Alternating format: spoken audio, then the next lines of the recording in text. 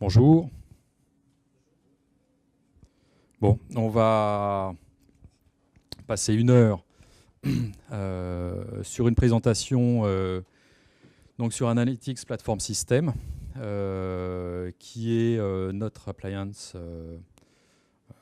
orientée Data Warehouse, qui permet d'avoir des volumétries jusqu'à 6 pétas, 10 pétas dans la configuration maximum.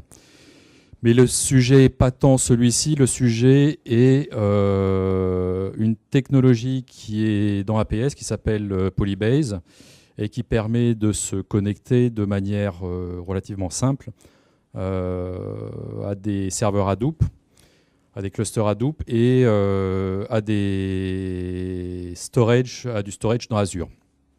Donc mon nom est Lionel Pénuchot, je suis architecte au Centre d'Excellence Analytics Platform System depuis bientôt 3 ans. Donc on réalise des prototypes, proof of concept, on forme les partenaires tant internes qu'externes, un petit peu partout dans le monde. Voilà. J'ai une couverture Europe, Afrique, Moyen-Orient et pas spécifique à la France. Voilà. Donc, ça s'articule, la présentation s'articule en 3 parties.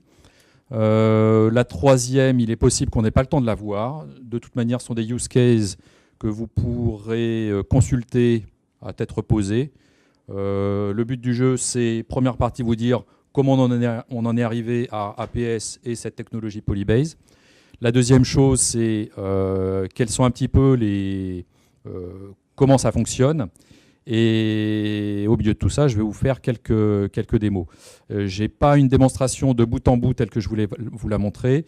Ça, c'était sur une appliance de démo qui est dans notre MTC à Chicago. Dû à des problèmes climatiques et à Thanksgiving, ils ont fermé le MTC jusqu'à aujourd'hui. Donc, ils sont en train de le réparer en ce moment. J'ai une appliance sur laquelle je suis en train de faire un prototype. Comme ça, je vais faire quelques petites démonstrations à ce sujet, un petit peu sur Polybase également. Et puis, j'ai une table de faits qui représente 25 milliards de lignes. Donc, ça va permettre de voir un petit peu les temps de réponse et taux de compression qu'on a avec ça. Voilà. Donc, on est parti du constat. À l'origine, le DataWare, c'était quelque chose d'assez vertical, c'est-à-dire que en gros, on consommait les données qu'on produisait. D'accord ? Quand je dis les données qu'on produisait, c'est les données OLTP essentiellement, qui incluent l'ERP du CRM. Et ensuite, on les transformait, on les chargeait dans le DataWare et ensuite on les mettait à disposition aux clients via des outils de BI classiques. Et puis, il y a eu une certaine évolution des besoins, aussi une évolution des coûts, c'est-à-dire que le stockage était de plus en plus bon marché. Donc, comme c'est de plus en plus bon marché, qu'on a de plus en plus de stockage, que la nature a horreur du vide, eh ben, on en a toujours voulu plus, on a chargé plus. Et puis, on s'est dit, comment utiliser tout ça ? On va prendre tous les logs qu'on peut trouver, que ce soit en provenance de sensors, donc c'est typiquement les CDR de nos smartphones qui génèrent chaque seconde un volume important de records. Ça peut être des logs de proxy pour faire de l'analyse de sécurité, analyse de détection d'intrusion dans certains cas. Et puis évidemment, tout ce qui est réseaux sociaux. Donc, récupérer des données, tout ce qui est écrit, tout ce qui est généré sur les réseaux sociaux pour avoir une idée, que ce soit des tendances, que ce soit et puis par rapport à la géographie. Enfin, bon, je veux dire, il y a vraiment une foule d'informations à traiter. Voilà. Après, qu'est-ce que l'on a ? Évidemment, les nouveaux outils de BI. Les nouveaux outils de BI, entre autres Power BI, pour ne pas le nommer, qui permet de faire non seulement de la BI en temps réel, c'est-à-dire avoir une certaine liberté en termes de génération de rapports, c'est-à-dire qu'on est capable de générer des rapports types, et après les utilisateurs peuvent, d'une certaine manière, pour en faire un petit peu ce qu'ils veulent. Première chose. L'autre chose, near real time, c'est que le chargement de données, on peut le faire quasiment en temps réel. Donc on est honnête, on dit pas du real time, ni real time, parce que derrière, ce sont des services qui font du polling, et puis toutes les minutes, toutes les 5 minutes ou toutes les 15 secondes, vont alimenter un ODS, un dataware. Et puis, évidemment, avec le développement du cloud, on a des données, on est amené à utiliser des données qui sont créées dans le cloud. Alors, on se retrouve dans une situation où on a des données on-premise, des données dans le cloud, et il faut concilier tout ça. Sachant qu'il y a une statistique, c'est un ordre de grandeur qui est intéressant, c'est qu'il y a à peu près 70% des données, on estime à 70% les données qui restent là où elles sont créées. C'est-à-dire que 70% des données créées dans le cloud restent dans le cloud, 70% des données on-premise restent on-premise. Donc, l'important, ce qui nous a semblé, c'est de proposer une solution hybride.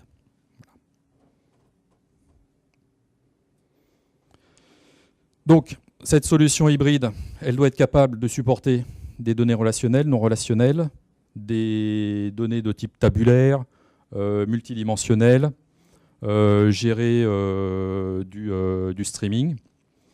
Donc les données, évidemment, elles sont internes ou externes. En gros, ça peut être de l'open data, ça peut être des données on-premise, ça peut être des données dans le cloud public ou dans le cloud privé. Et après, vous avez une couche de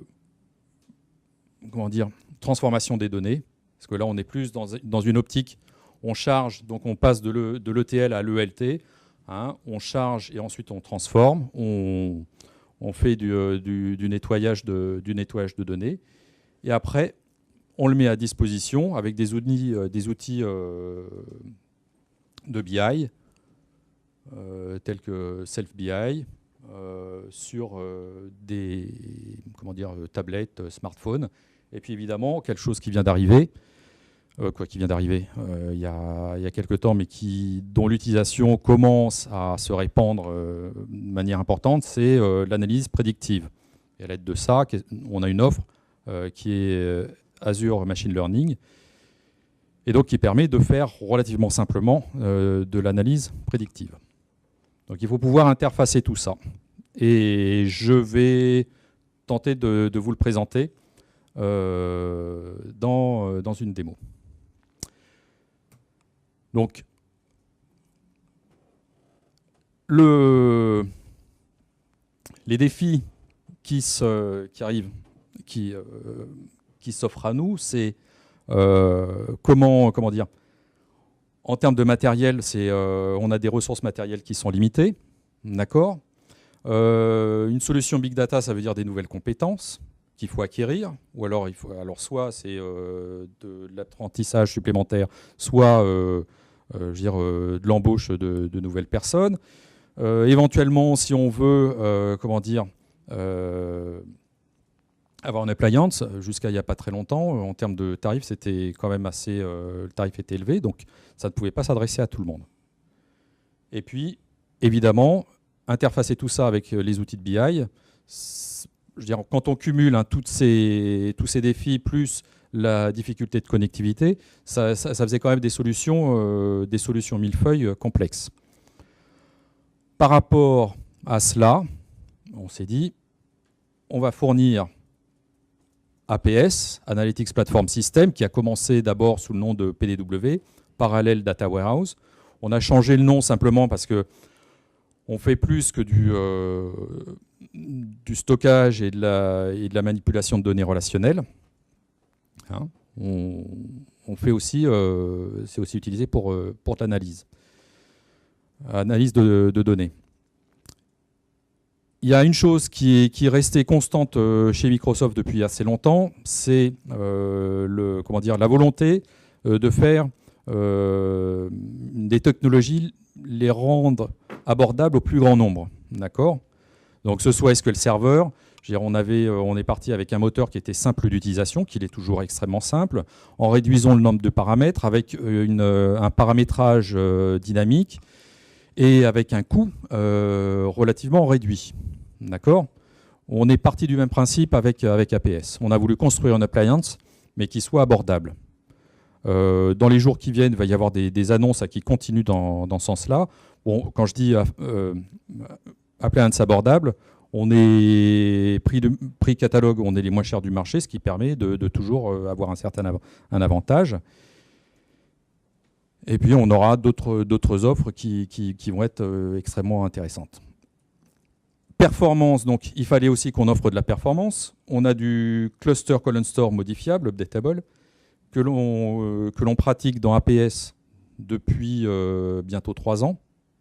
Hein, c'est quelque chose qui arrive. La fonctionnalité a été exposée dans SQL Server, dans SQL 14, mais le code, c'est le même que nous, on utilise dans notre version de SQL Server depuis 2012. D'accord ? Donc on a 2 ans, bientôt 3 d'expérience de cette fonctionnalité. Voilà. Et puis derrière, c'est une appliance donc, qui est préconfigurée. Le hardware est choisi afin de fournir la meilleure solution possible pour faire du dataware. D'accord ? Première donc, fonctionnalité clé, c'est le cluster colon store. En général, quand je reste assez conservateur, je dis qu'en termes de compression, on est autour de x10 par rapport à des fichiers à plat. D'accord ? Donc on peut aller bien au-delà. On peut avoir des taux de compression de x20, voire plus, mais ça dépend de la nature de données. En général, pour avoir un bon ordre de grandeur, on dit x10. Temps de réponse des requêtes, x100, ça c'est un chiffre rond pour marquer les esprits. En même temps, j'ai des collègues. Pour un client qui est une référence publique, Royal Bank of Scotland, qui a réduit certains traitements de 920 ou 960 fois. Donc le temps de réponse de la requête, on divise par 960 et on obtient le temps de réponse final. Donc on est capable d'avoir vraiment des gains en termes de place et en termes de performance extrêmement importants. Et ceci avec une simplicité de mise en œuvre. D'accord ? On peut mettre à jour le cluster colon store, donc on peut en permanence avoir des process ETL, ELT qui chargent les données de manière quasi transparente. Et puis la deuxième fonctionnalité qui va me permettre d'amener Polybase, c'est pouvoir avoir une région Hadoop dans l'appliance. C'est-à-dire que quand vous décidez d'acheter une appliance, vous pouvez très bien dire « je veux une appliance avec une partie sur un workload relationnel, avec donc une région PDW, et je veux une deuxième région avec un workload de type Hadoop. » Et donc je vais avoir construit en usine une appliance avec la taille que je veux, et avec une région PDW de la taille que je veux, une région Hadoop de la taille que je veux. Donc je vais avoir un cluster Hadoop et un cluster de serveurs SQL préinstallé, prédéfini dans mon appliance. Pour info, avec le fournisseur donc de matériel avec qui on travaille le plus, HP, on est autour de 4 semaines entre le moment où un client commande une appliance et le moment où elle est livrée, quelle que soit la taille, quelle que soit la caractéristique. C'est vraiment quelque chose on a des masters d'installation en fonction des tailles, en fonction des versions, et la procédure est très bien rodée.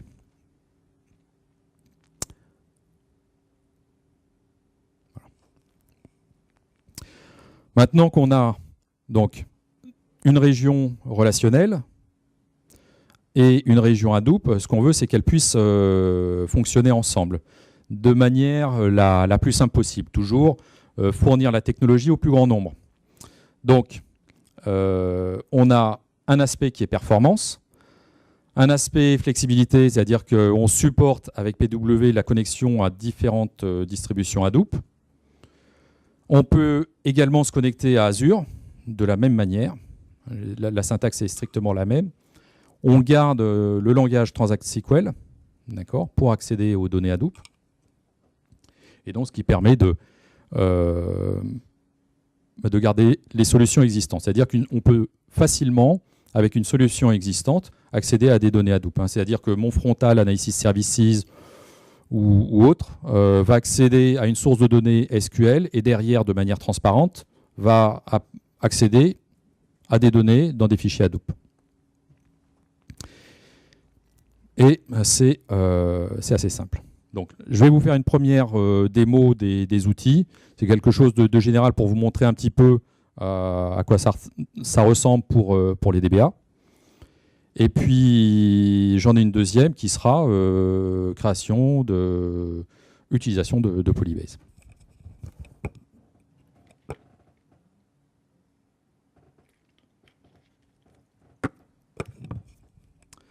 Alors, voilà, je commence par ici. Donc, ça, c'est la console d'administration. Et la console d'administration, donc c'est une interface web qui permet de se connecter et d'avoir très simplement, sans installer aucun outil, avoir un état de l'appliance, les requêtes qui sont en cours, les chargements qui sont en cours. Vous voyez, si je vais dans cet onglet, je vais avoir la liste des requêtes qui ont été exécutées ou non. Je vais pouvoir avoir un certain nombre de détails sur plan d'exécution. Et les parties, les différentes étapes, et puis les temps de tout ça. Les chargements, donc chargement au sens, si je fais l'équivalent d'un BCP, d'accord, dans l'appliance, combien de temps ça met, etc.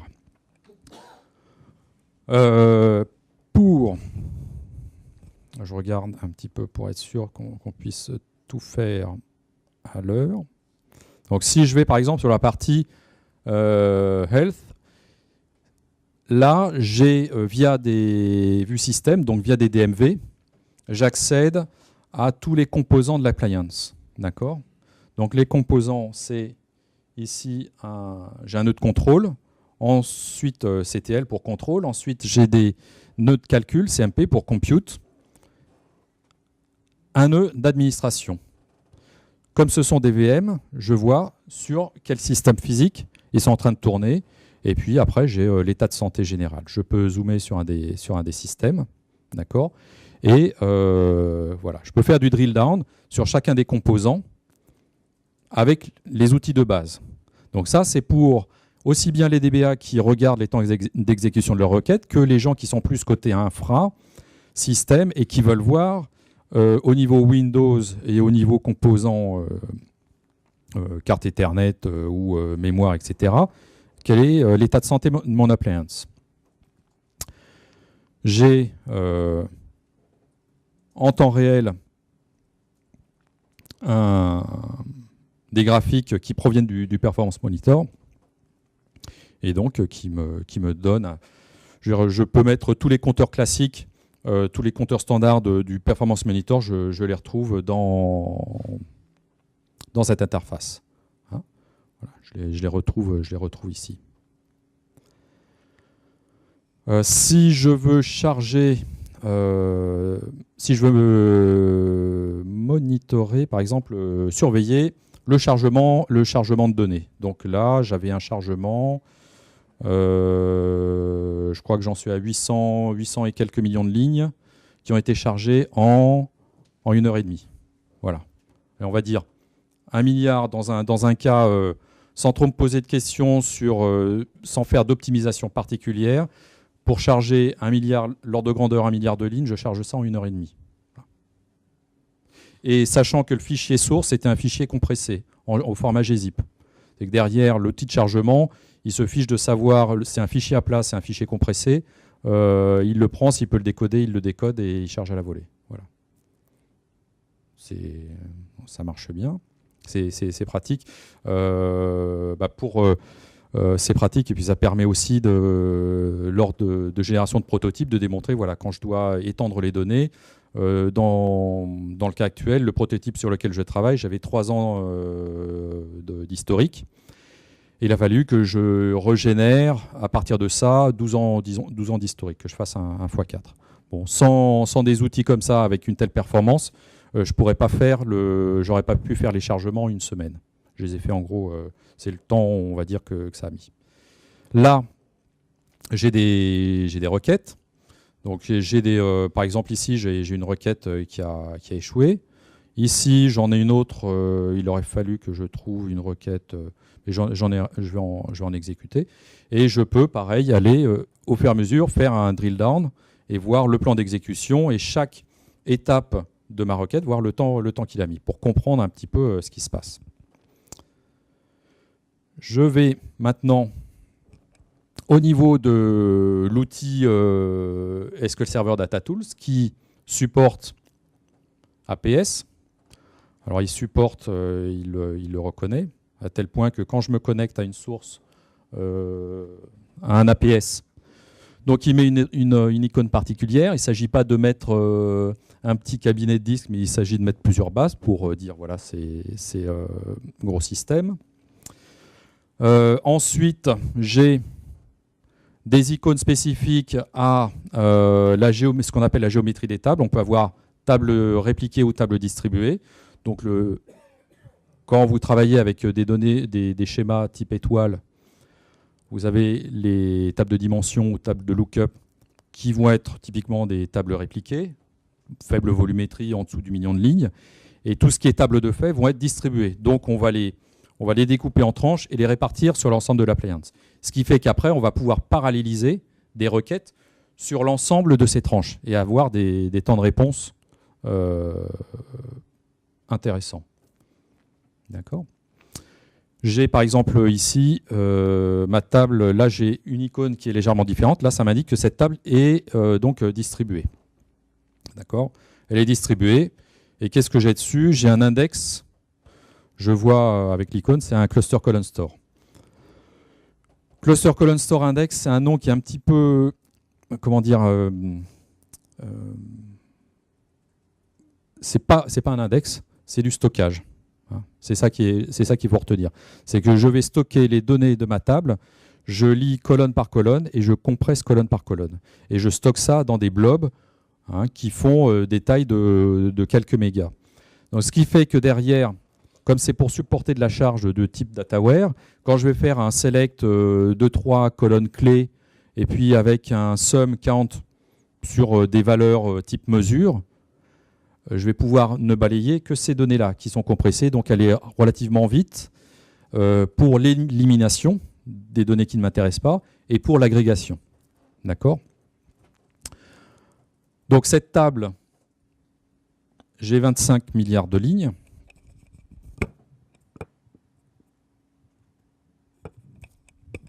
Bon, on pourrait me dire c'est truqué, j'ai compté 25 milliards. À la limite, je vais dans les parties dictionnaires de cette structure de cluster colon store pour avoir par blob le nombre de lignes et du coup je ramène un résultat. On peut s'amuser à mettre les espaces. J'ai quasiment 26 milliards de lignes. Maintenant, ce que je vais faire, c'est que je vais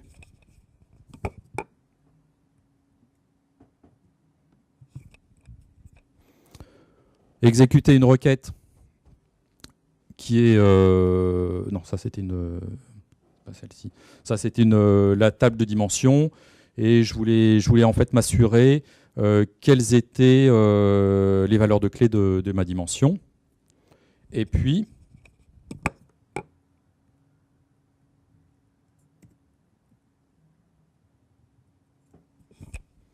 je veux afficher les ventes sur les 2 années fiscales 2003 et 2004. D'accord ? J'ai 12 années d'historique. Voilà. Donc 12 années. Là, on a parcouru par année, je ne sais plus à combien on en est, mais on a quelques milliards de lignes par année. Vous voyez, temps de réponse, on est à 5 secondes. Honnêtement, à froid, on va être un petit peu plus. À froid, on va être à peut-être une 10-15 secondes de temps d'exécution. D'accord ?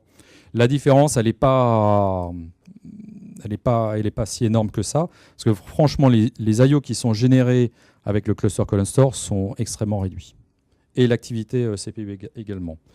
Alors, maintenant, ce que je vais faire, c'est que je vais exécuter la même requête sur l'ensemble de mes 12 années, donc sur l'ensemble de mes 25 milliards de lignes. Pendant que ça s'exécute, parce que je ne sais pas combien de temps ça va mettre, et je vais vous montrer, donc là j'ai ma requête qui est en cours d'exécution. Ok, c'est bien la mienne. J'ai l'affichage de mon plan d'exécution avec des opérateurs qui sont spécifiques à APS, avec une base de données massivement parallèle. Et je peux zoomer donc à l'intérieur de chacune des étapes pour avoir le niveau le plus fin de détail. C'est-à-dire que là, en fait, je vais avoir 32 requêtes qui s'exécutent en parallèle sur 32 tranches de ma table. Parce que de manière, on va dire, automatique, quand je dis c'est une table qui est distribuée, automatiquement le système, je lui donne simplement une colonne de distribution, il utilise ça, il applique une fonction de hachage et il distribue sur l'ensemble des disques.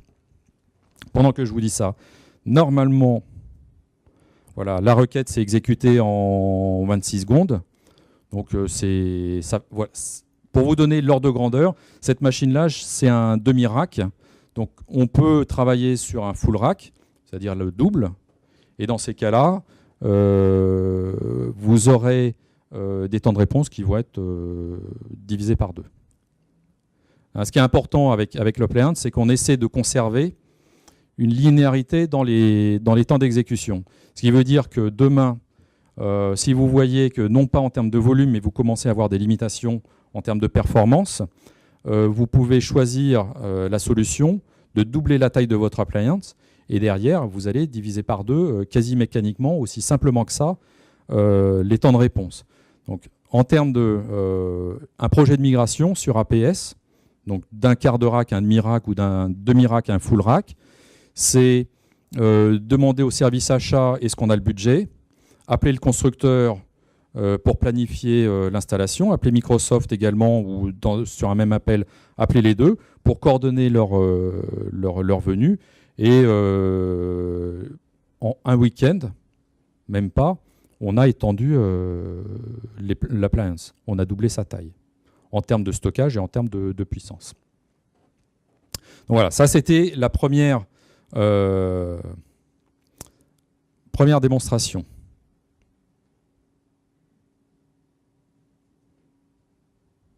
Les requêtes simples, je les ai mises pour moi. C'est plus facile pour moi que pour vous. Voilà. Maintenant, déjà par rapport à ça, avez-vous des questions? En termes de fournisseurs, on a Dell, HP qui sont nos 2 fournisseurs principaux. On a un fournisseur interne Quanta, mais avec qui on travaille pour l'instant que aux États-Unis et en Chine. Donc, avec ce constructeur, on a des appliances qui sont marquées Microsoft. Mais on a au niveau mondial, on a 3 fournisseurs. Au niveau Europe, actuellement, 2 fournisseurs et bientôt 3. Polybase maintenant. Polybase s'appuie d'un point de vue sémantique dans Transact SQL sur 3 objets. Les tables externes, data source et file format. Comme on accède essentiellement à des fichiers ou du CSV ou l'équivalent, on supporte les fichiers donc, type CSV. On supporte aussi le format record columnar et ORC qui est spécifique à Hadoop, qui est une forme de column store Hadoop.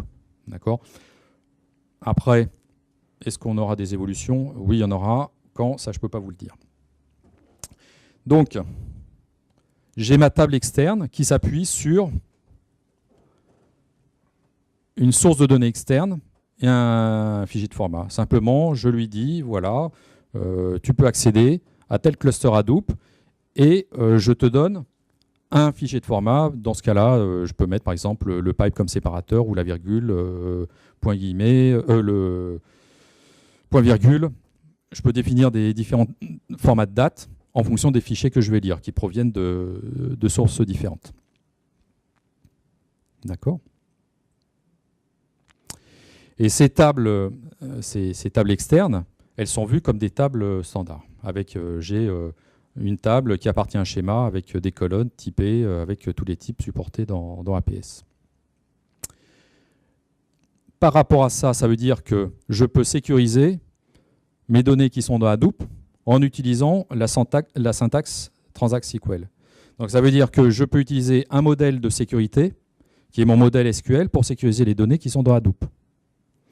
Et comme je supporte la sécurité intégrée Windows, ça veut dire que j'ai réellement un seul modèle de sécurité. D'accord ? C'est le ou les domaines avec mes utilisateurs, et puis ensuite application qui peut accéder à telle ou telle table externe. Et je peux également mapper des vues sur des tables externes. Je peux faire une requête, une vue qui est un select union all d'une table de fait SQL, union all, une table externe Hadoop. Donc il y a vraiment ce sont des objets SQL, donc dessus, vous appliquez la sécurité SQL. Et la dernière chose, donc Split-Based Query Processing, ça c'est 2 points. Le premier, je peux, de manière transparente à la volée, déclencher des job map reduce sans connaître comment faire. C'est simplement Polybase avec certaines informations, avec des statistiques qui va dire j'ai tel close where colonne égale année fiscale 2006. À ce moment-là, cette close where va déclencher un job map reduce sans que j'ai besoin de le spécifier. J'ai un agrégat sur un certain nombre de colonnes, un groupe by. Pareil, ce groupe by, à partir de statistiques, va déclencher un job map reduce à la volée. Donc je vais avoir en transit entre mes nœuds Hadoop et mes compute nodes APS, je ne vais avoir que les données que je veux. Ce n'est pas l'ensemble, et ensuite réduction dans APS. Et c'est un transfert de données entre les data nodes Hadoop et les compute nodes APS. Ça passe pas, il n'y a pas de transfert de données de node contrôle à node contrôle.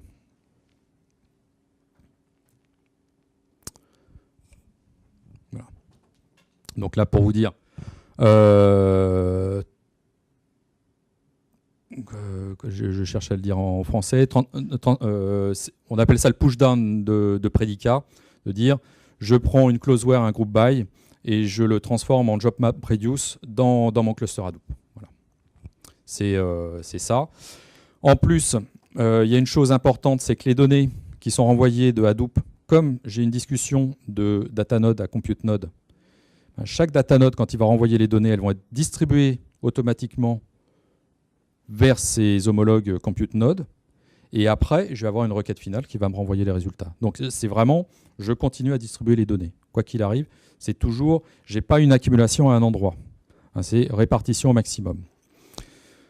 En ordre de grandeur, en lab, actuellement, on va jusqu'à 200 gigas de transfert entre Hadoop et APS par compute node.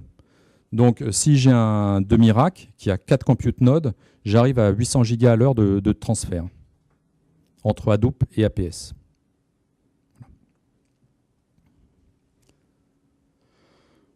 Approche extensible, Polybase a été pensé comme les link servers sur SQL Server SMP, c'est-à-dire qu'on peut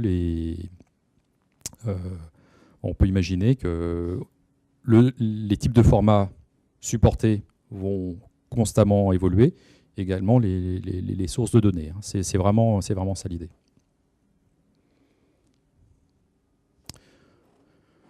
Dernière petite chose, j'accède donc aux données Hadoop qui sont on-premise. Je peux aussi accéder à des données qui sont dans Azure. Si je veux de la confidentialité, je peux prendre un abonnement ExpressRoute qui permet d'avoir une liaison dédiée qui ne passe pas par Internet entre mon data center et les services Azure. D'accord ? Et ExpressRoute, on garantit jusqu'à 10 gigabits à la seconde, donc c'est quand même c'est du réseau local, c'est du bon réseau local. Et donc le tarif mensuel, c'est autour des 5 000 €. Après, il y a des limitations, il y a la facturation au débit, mais l'information sur le coût est accessible sur les pages sur azure.com. Voilà. Ce qui arrive, que je n'ai pas encore montré, c'est une connexion directe entre Power BI et APS. Ça arrive dans les semaines qui viennent. Ce qui veut dire que je vais pouvoir, donc, à partir d'un portail ou de mes rapports Power BI, attaquer à mon appliance APS au travers d'une Secure Gateway. Donc, c'est une donnée cryptée, un VPN qui est établi entre mon site Power BI et mon APS. Si je veux donc si je veux de la sécurité supplémentaire, j'ai la solution ExpressRoute pour avoir un réseau dédié.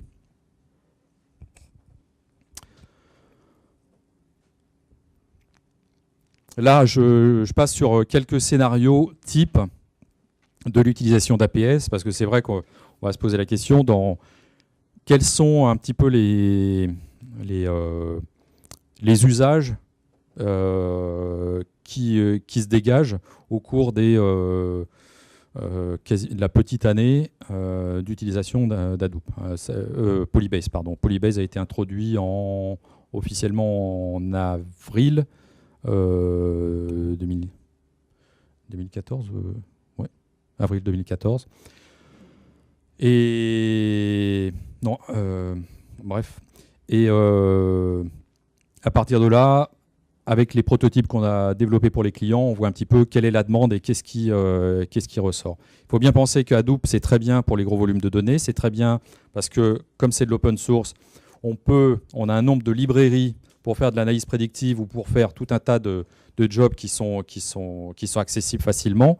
Mais quand il s'agit de faire de la concurrence d'accès et de la restitution, on va dire, extrêmement rapide autour de quelques secondes, quelques dizaines de secondes ou moins de quelques minutes, APS est plus rapide, quoi. Les bases relationnelles sont un peu plus rapides. Ce qui fait qu'on va voir un petit peu comment utiliser un usage qui se dégage.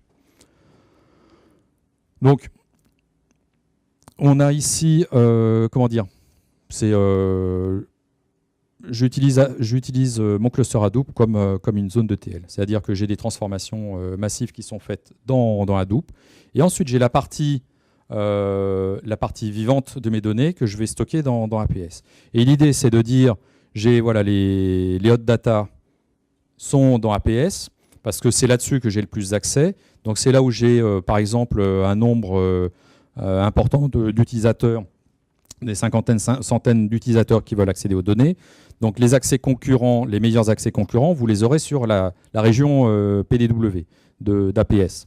Si en revanche, vous voulez du stockage, et vous avez beaucoup moins de gens qui accèdent aux données au call data, donc données archivées, à ce moment-là, ça va être naturellement dans Hadoop. C'est on va dire, un des scénarios standards que l'on ressort pour tout ce qui est restitution immédiate à beaucoup d'utilisateurs. On a les 20% ou les 10% de données qui sont récentes, vivantes, et l'archivage dans Hadoop. C'est un usage. D'ailleurs, pareil, par rapport à ça, le côté, archivage automatique des données sur un stockage en dehors de l'appliance, pareil, c'est une fonctionnalité qui va bientôt arriver. Je ne sais pas quand est-ce que ça va être annoncé, mais ça va arriver. Et c'est pas l'année prochaine. Année civile prochaine.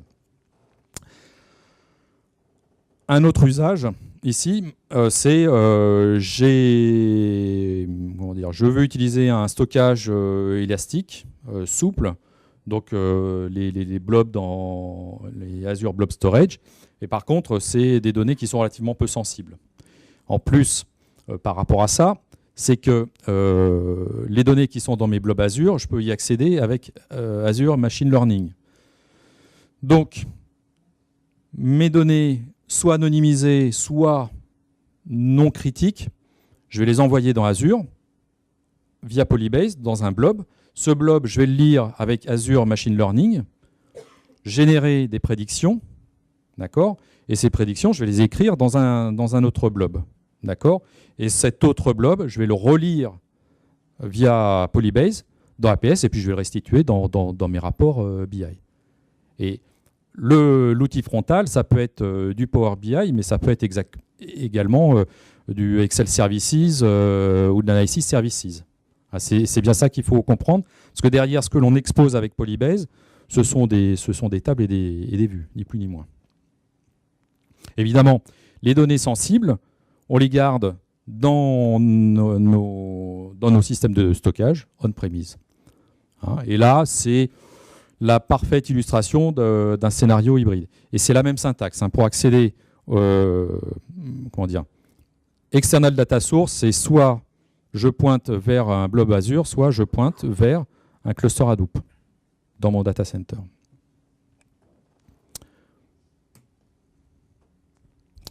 Ici, c'est donc un scénario type round trip où j'ai échange de données, où je vais définir quels sont les traitements réalisés côté relationnel et quels sont les traitements réalisés côté cluster Hadoop. Typiquement,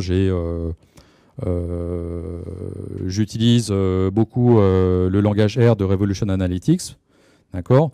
Donc dans ces cas, je vais installer les librairies, je vais installer les outils sur mon cluster Hadoop et je vais avoir, via mes tables externes, un échange continuel de données relativement transparente, simplifié, entre la partie relationnelle, Hadoop, puis dans Hadoop, je les transforme avec mes batchs écrits en R, je les restitue dans mon APS. Après, ça peut être... on peut imaginer même des choses beaucoup plus simples. Et j'ai des batchs qui font des jobs Python en MapReduce et qui suppriment des colonnes, qui les transforment, qui font je ne sais pas quoi, et qui restituent les résultats ou une partie dans APS. Pourquoi pas ? C'est tout à fait possible. Et c'est simple à faire. Eh bien, une petite question avant la démo. Oui. Alors la question est, est-ce que tout est virtualisé ou est-ce que ce sont des machines physiques? Oui, tout est virtualisé. Alors, dans l'appliance, on a des serveurs, pour reprendre HP, c'est du DL580. Je ne sais plus quelle génération. Les disques, c'est du disque en attachement direct. D'accord.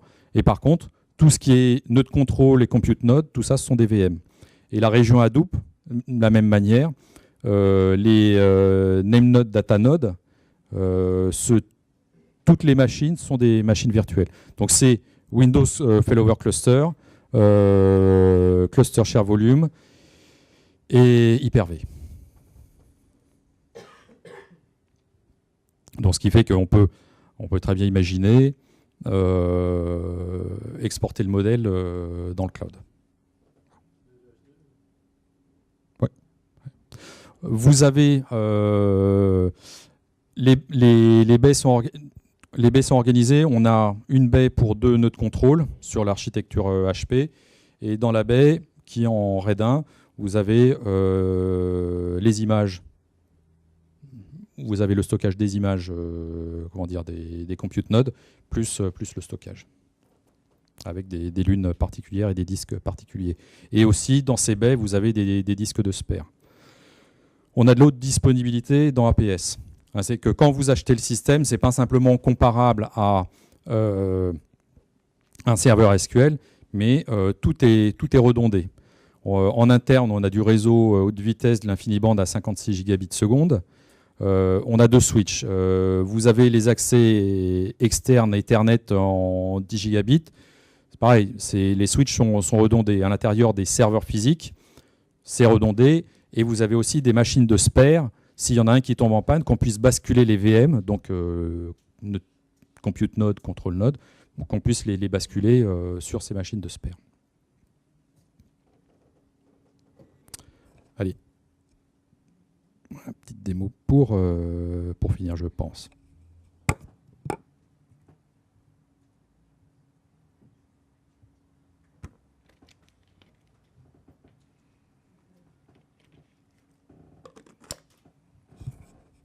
Bon, même si APS n'est pas exactement du SQL Server, c'est très très proche puisqu'on utilise du Transact SQL qui est un sous-ensemble du Transact SQL SQL Server et on retrouve la procédure de configuration spconfigure. Donc là, simplement, je lui ai dit, comme j'ai différentes sources Hadoop, donc j'ai du Cloudera, en gros j'ai du Cloudera Linux et j'ai du Hortonworks dans Azure, sous Windows et sous Linux, j'ai différentes combinaisons de connectivité. Donc là, c'est un cluster, je suis connecté à un cluster mononœud Hadoop d'Hortonworks sous Windows qui tourne sur une de mes machines. Donc, je recrée, donc, voilà, création de la data source. Donc, je redrop. Création de ma source externe. Je dis, voilà, c'est du type Hadoop. Ça pourrait être du type Azure, Windows Azure Blob Storage, donc WASB. Et dans ce cas-là, c'est de la Hadoop. Et je lui dis location égale. Je pourrais également lui dire, tu pointes vers tel cluster Hadoop. Et si je veux faire du push-down de prédicat, dans ces cas-là, je dois lui spécifier adresse et port IP du job tracker, qui est chargé de contrôler l'exécution des jobs MapReduce. D'accord. Ensuite,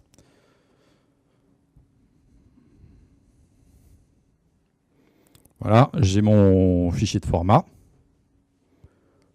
Et je lui dis le format, donc ça pourrait être du record columnar, ça pourrait être du l'optimize record columnar. Et dans ces cas-là, c'est du fichier simple CSV. Voilà. Séparateur de colonnes, c'est le pipe. Et format de date, j'ai pris le format par défaut, je le laisse se débrouiller.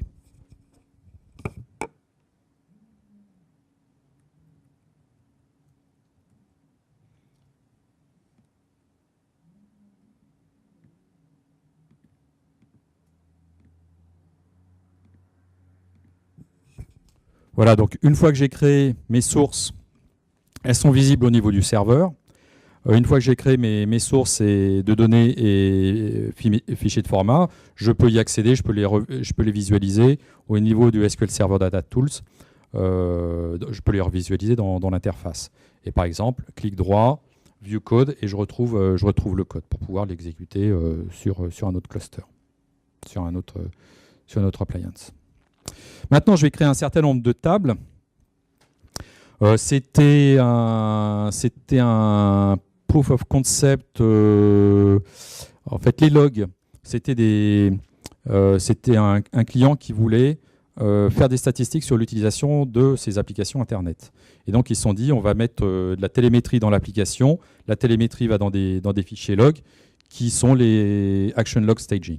Donc, dans quel ordre tel ou tel menu est utilisé, telle ou telle forme, est-ce qu'il y a des fonctionnalités de mon application qui ne sont pas utilisées, ou d'autres qui sont utilisées très souvent, et donc je vais peut-être pouvoir les mettre dans les menus principaux, ce genre de choses. Et puis performance de l'application en général. Voilà. Donc, j'ai quatre cas de figure qui sont: ma table externe peut pointer vers un répertoire et non pas un fichier. Donc je peux très bien dire j'ai un répertoire avec X fichiers, je ne sais pas combien, et j'ai d'un côté un job qui va balancer les fichiers dans le répertoire, et moi je vais les lire plus ou moins en temps réel. Et à chaque fois, mon select va renvoyer des données différentes. Ah, oui. Alors, est-ce que les fichiers doivent être du même format? Dans ce cas-là, oui. C'est-à-dire que si vous définissez, là je dois évidemment mapper la table en fonction du contenu des fichiers. Si j'en ai un, ça va pouvoir me générer des erreurs. Mais vous pouvez avoir des répertoires, des sous-répertoires.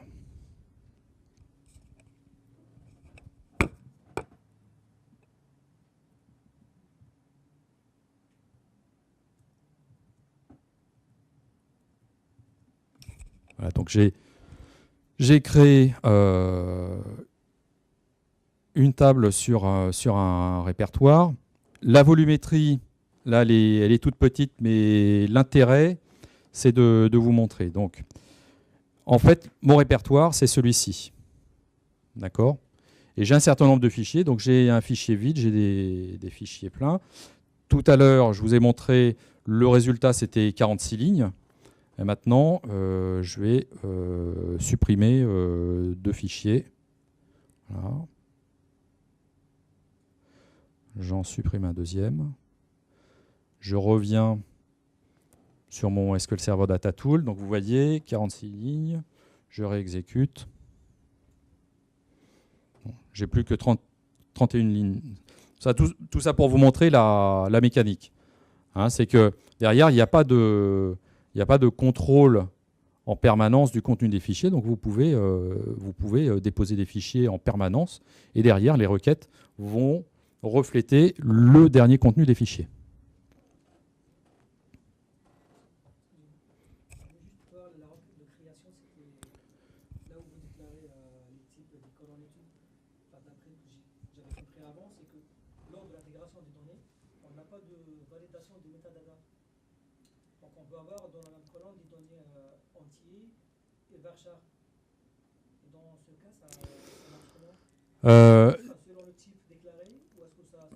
Non, à la création de la table, on doit définir les colonnes en fonction des types.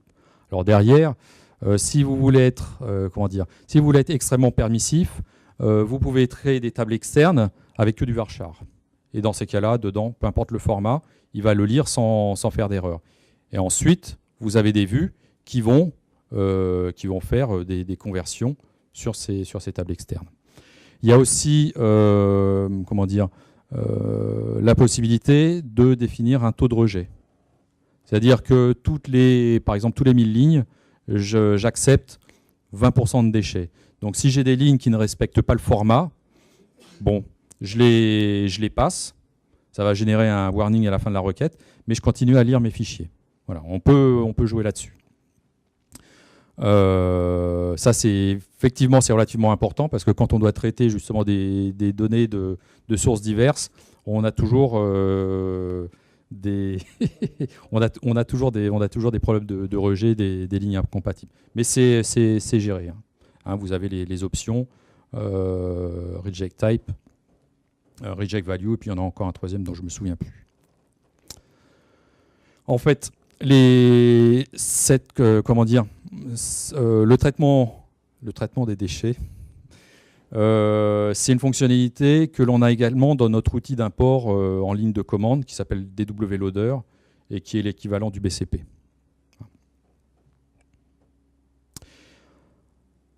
Alors, ensuite, là j'ai un exemple, j'ai une table externe qui pointe sur un fichier qui est un fichier texte simple.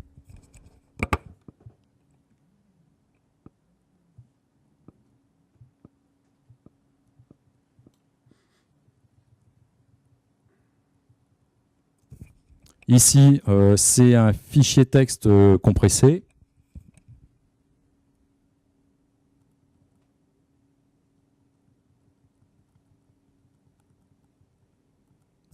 Et ensuite, j'ai l'avant-dernière table pointe sur un répertoire qui contient des fichiers texte et la dernière contient des fichiers compressés. On peut mixer. Hein. Fichier texte ou compressé, il va les décompresser à la volée.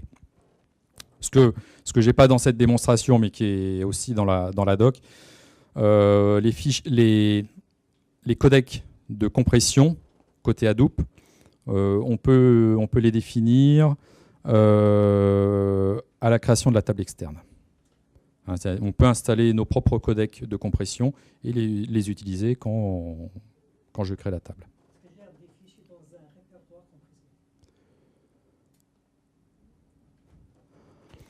Bonne question. Alors, par rapport à gzip, je dirais non, parce que gzip, c'est un seul fichier qui peut être compressé. On ne peut pas en avoir plusieurs dans un fichier gzip. Si on utilisait un autre codec, honnêtement, je ne sais pas et je ne pense pas. Honnêtement, Bon, après, on peut toujours dire, vous pouvez faire des répertoires, des sous-répertoires avec où vous déposez les fichiers. Parce qu'il y a quand même une chose qui est importante, c'est que dans un répertoire, si vous avez 10 ou 20 000 fichiers, le temps de tous les balayer, même si on est sur un cluster Hadoop, lui aussi avec des données distribuées, ça va avoir un impact sur les temps de traitement. Donc, le classement via répertoire est quelque chose à pas négliger, auquel il faut penser. Ensuite, j'ai des requêtes extrêmement simples.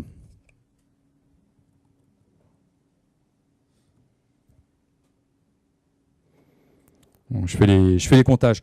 Le comptage, ce qui se passe, c'est qu'il va lire les fichiers sur mon petit cluster Hadoop, il va renvoyer les résultats. Donc là, on est dans un cas simplissime, je vous l'accorde, mais avec une petite machine avec un petit cluster Hadoop mononœud, on a des temps de réponse qui sont relativement acceptables quand il s'agit de parser. Donc on est à 2-3 millions de lignes.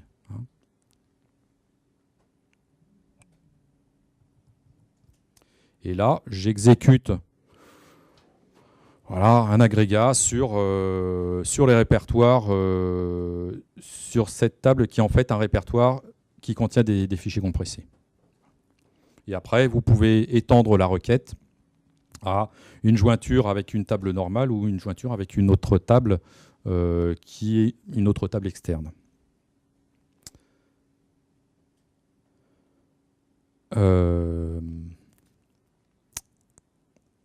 Je voulais vous montrer. Donc, au niveau des plans d'exécution, voilà. Donc, j'ai des requêtes. Et je vois ici un opérateur. C'est en fait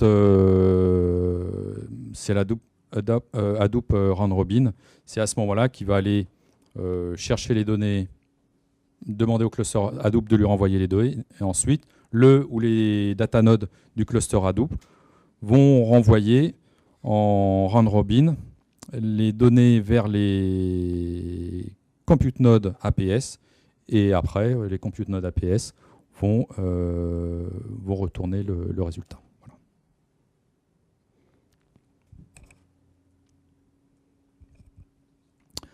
Après cette démo, je passe extrêmement rapidement, histoire que ce soit enregistré, des scénarios sur lesquels on a travaillé. En gros, les scénarios, c'est Hadoop externe, Hadoop interne et scénario mixte, utilisation de Polybase avec Azure et Hadoop on-premise. Avez-vous des questions ?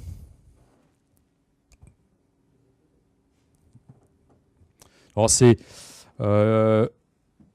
au niveau préparatif, on a toujours des erreurs de syntaxe au niveau ou des erreurs en termes de résolution de nom, parce qu'il faut que tous les nœuds de mon appliance connaissent tous les nœuds du cluster Hadoop. Il y a des choses comme ça. Après, il faut choisir les bons paramétrages. Après, on va un petit peu lutter avec les formats de fichiers.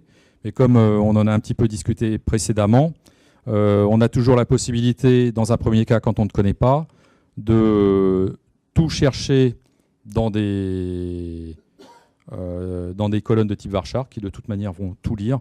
Et puis après, on explore un petit peu ces données-là, on regarde à quoi ça correspond et on décide de quel type. Ça, plus la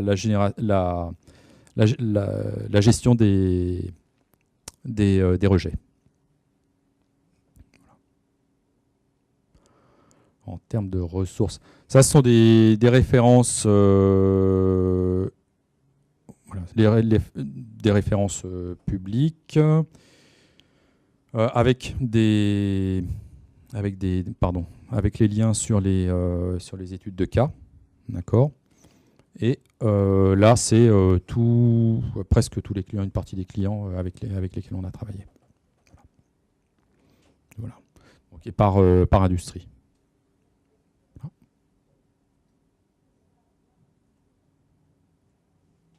Finance. On en a un Dexia en France. Voilà.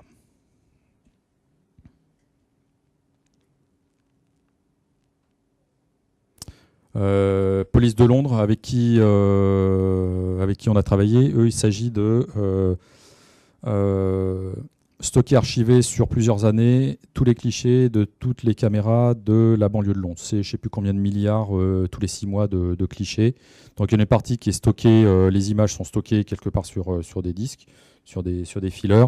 Et tout ce qui est type des voitures, parce que ce sont que les voitures, hein, je parle que des voitures. Vous avez position GPS, heure, plaque d'immatriculation, modèle, couleur, etc. Voilà. Enfin, vous voyez 25 sur une machine, un demi-rack, donc c'est pas le plus gros. 25 milliards de lignes.